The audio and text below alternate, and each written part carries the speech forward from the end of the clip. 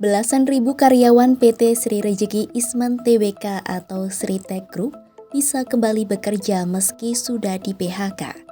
Hal itu disampaikan Menteri Ketenagakerjaan Yasirli usai rapat dengan Presiden Prabowo dan sejumlah menteri lain di Istana Negara Jakarta, Senin 3 Maret 2025.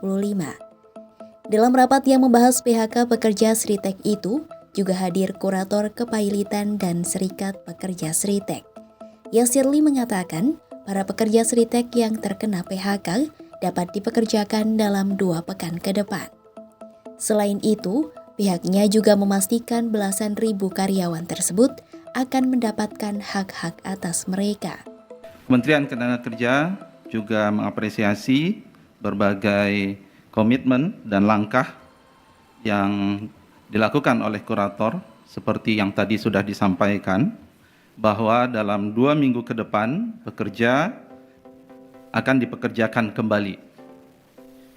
Hal ini tentu bisa memberikan ketenangan kepada para pekerja yang terkena PHK.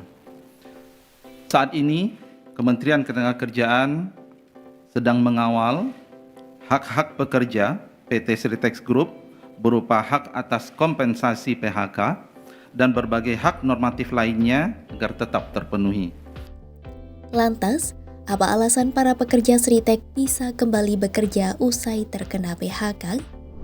Kurator Kepailitan Nurma Sadikin mengatakan, sudah ada investor yang berminat menyewa aset berupa alat berat milik perusahaan Sritek Group.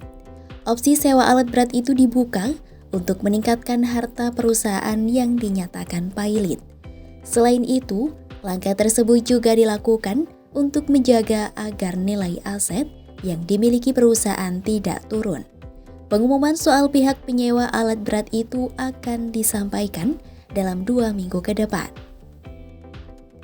Adanya investor baru yang menyewa alat berat PT Sritek Group diharapkan bisa menyerap para karyawan Sritek yang menjadi korban PHK.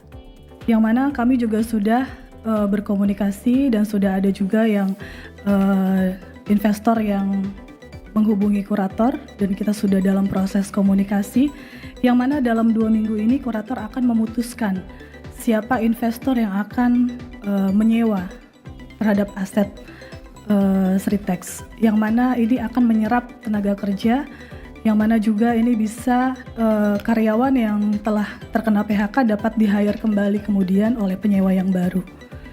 Nantinya, PT Sritek akan berganti nama apabila sudah memiliki pemilik atau investor yang baru.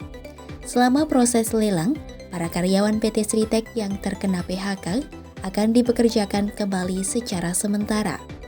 Namun, Nurma belum bisa memastikan apakah semua karyawan yang terdampak PHK bisa direkrut secara permanen oleh investor baru atau hanya sementara selama alat berat perusahaan tekstil itu disewakan.